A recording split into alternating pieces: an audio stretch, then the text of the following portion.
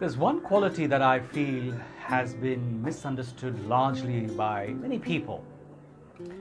Whilst this quality is almost the fundamental basis of happiness, the basis for us to have great relationships and to value things around us, yet that quality is not so well subscribed to by many, especially because it's not well understood. And that quality is contentment.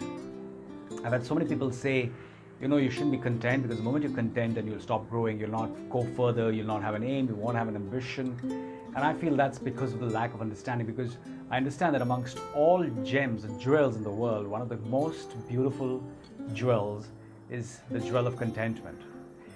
I remember the story about a farmer who would usually be extremely content with himself, his farm, and his family, when he met a stranger who was telling him he's going away out of town looking for diamonds. And he says, "So what are these diamonds?" He says, "Oh, you don't know what a diamond is? And this is what a diamond is, and this is how much it's worth and valued. And if you have a few diamonds, your life is sorted." And when he heard that story from that stranger, he couldn't go to sleep after that. And one fine day, he sold his farm off, left his family in search of those diamonds.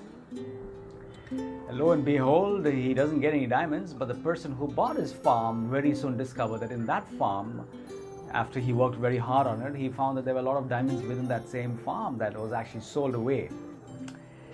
And so his diamonds were very much in his backyard, right into the same farm that he sold off. But because of him not being content with what he had, he actually didn't even notice or discover those brilliant diamonds. And so contentment to me is the same. And we've got immense within ourselves. And the question is not about contentment, but it's about leveraging. Am I able to leverage the greatness which is already there, the potential that lies within me? So contentment has nothing to do with leveraging. And so I think we can be content rather than me wanting to be like somebody else. And that's competing. Not very good spirit. And so for me to get what that person wants, I can sometimes even cut things short. I might want to even put him into trouble because I want to get ahead of him. I want to be the first to get there, or I want to get more than him. So that's competing. Or I look at somebody and I'm always putting that person down, and that's criticizing, which can be very caustic, it can be very poisonous, and it can sometimes even hurt. Like Abraham Lincoln, he used to criticize people at the drop of a hat, unless at one point in time he was almost at the risk of losing his life because of his own ways of criticizing others. And then he stopped it. And he told his own wife, who are we to criticize others? Even God doesn't judge anybody till the last day, so we shouldn't be judging people. And so we don't do that either. And the last one is, we are always not satisfied with what we have.